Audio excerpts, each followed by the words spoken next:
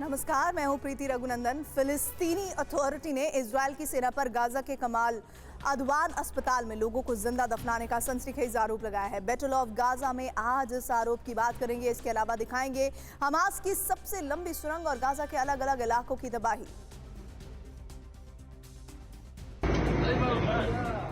Gaza के पास Hamas की ये सबसे लंबी टनल है। इजराइल की सेना ने ये वीडियो जारी किया है। आईडीएफ के मुताबिक 4 किलोमीटर लंबी ये टनल है और करीब 50 मीटर गहरी है। टनल में वाहन भी प्रवेश कर सकते हैं। इसका इस्तेमाल इजराइल की सीमा में पहुंचने के लिए हमास के लड़ाके करते रहते हैं।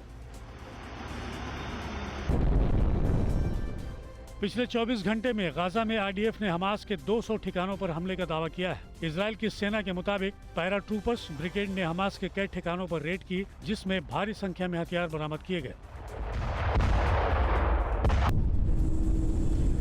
गाजा पर बमबारी की ये रोज की तस्वीर है। बीती रात भी लगातार इजराइल की सेना बमबारी करती रही। सेना का दावा है कि कई हमास के ठिकाने तबाह हो गए और दर्जनों लड़ाके मारे गए। वहीं फिलिस्तीनी मीडिया का दावा है कि मारे गए लोगों में आम नागरिक भी शामिल हैं।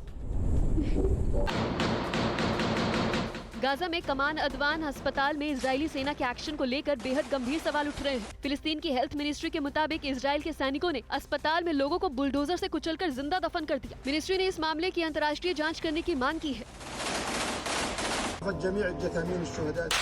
ये तस्वीर गाजा के कमाल अदवान अस्पताल की है। अस्पताल में एक दिन पहले इजरायली सेना के हमले को लेकर ये डॉक्टर्स जानकारी दे रहे थे, तभी अचानक फायरिंग की आवाज आने लगी और सभी लोग जान बचाकर भाग गए। ये खान यूनिस का नासिर पीडियाट्रिक हॉस्पिटल है। इजराइल की सेना ने मिसाइल से इस पर हमला किया है। फिलिस्तीनी मीडिया का दावा है कि हमले में एक बच्चे की मौत हो गई है और कई घायल हो गए हैं। इजराइल का दावा है कि अस्पताल में हमास का ठिकाना है, लेकिन सवाल ये है कि हमले में बच्चे क्यों मारे जा रहे हैं। गाजा में अल-शिफा अस्पताल के पास इजराइल की बमबारी के बाद भीषण आग लग गई। आग अस्पताल से सटी इमारतों में भी लगी है। इजराइल का दावा है कि इमारतों में हमास के लड़ाके होने की आशंका थी। कई लोगों के मारे जाने की खबर है।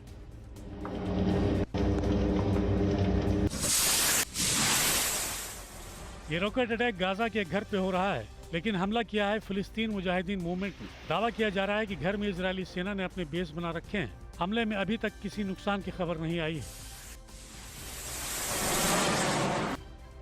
गाजा में ट्रकों के जरिए मदद सामग्री पहुंचते ही अफरा तफरी मच गई। लोग राहत सामग्री पाने के लिए सामान पर झपट पड़े। बड़ी संख्या में लोगों ने कुछ ही देर में सारा सामान लूट लिया। गाजा में युद्ध की वजह से खाने पीने के सामान की भारी कमी है, जिसके चलते अक्सर ऐसा नजारा देखने को मिल जा रहा है।